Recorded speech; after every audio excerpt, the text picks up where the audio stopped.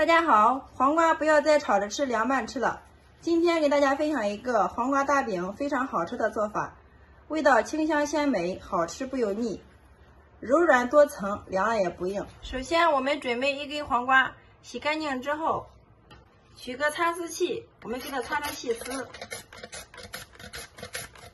黄瓜丝擦好之后，我们给它改一下刀，随便来上几刀就可以了，不需要切得太碎。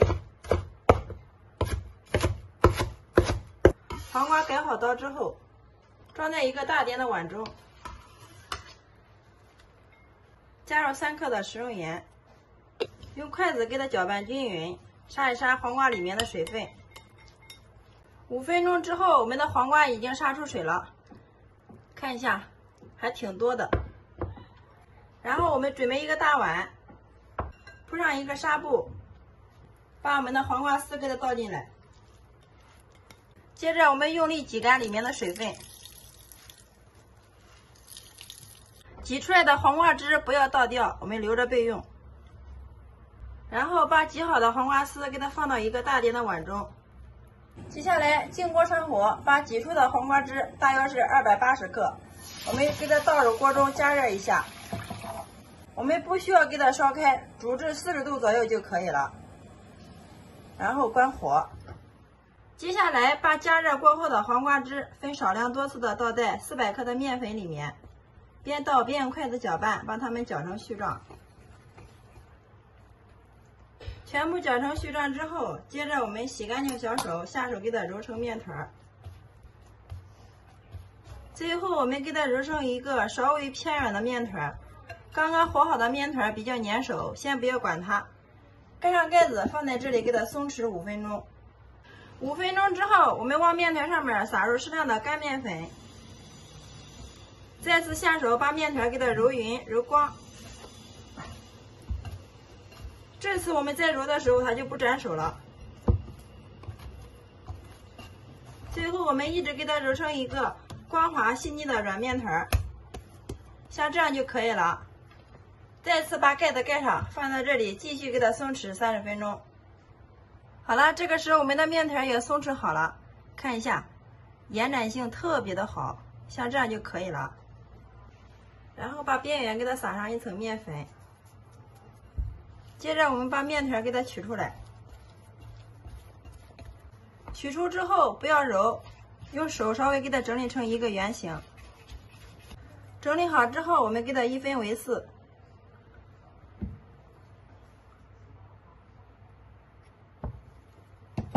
稍微给它整理一下，揉成一个圆形。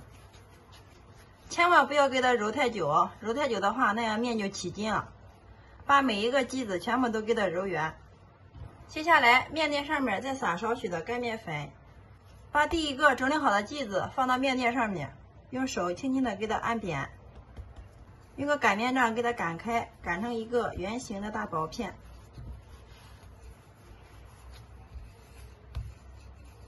最后我们给它擀成一个厚度大约是0.3厘米的大厚片就行了。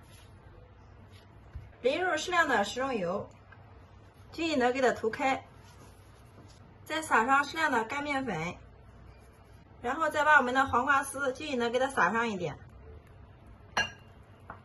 再用个刀在它的半径处给它来上一刀，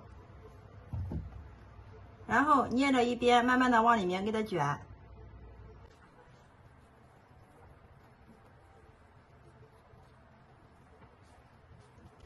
卷到最后的时候，把口给它捏紧。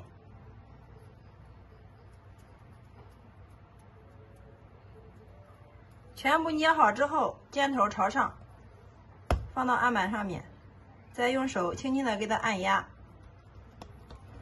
好了，像这样一个生胚就做好了。所有的生胚全部整理好之后，接下来面垫上面再撒少许的干面粉，把第一个整理好的剂子放上来。用手轻轻的给它按扁，再用擀面杖轻轻的给它擀开。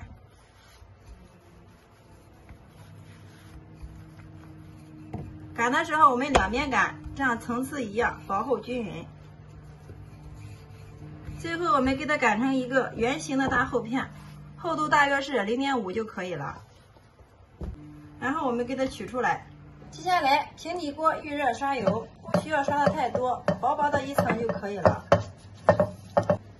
然后把我们擀好的生坯给它放进来，放进来之后再用手稍微给它整理一下，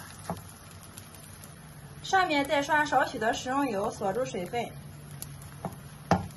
好了，像这样就可以了。盖上盖子，开中小火给它煎个1分钟，把底部给它煎至金黄。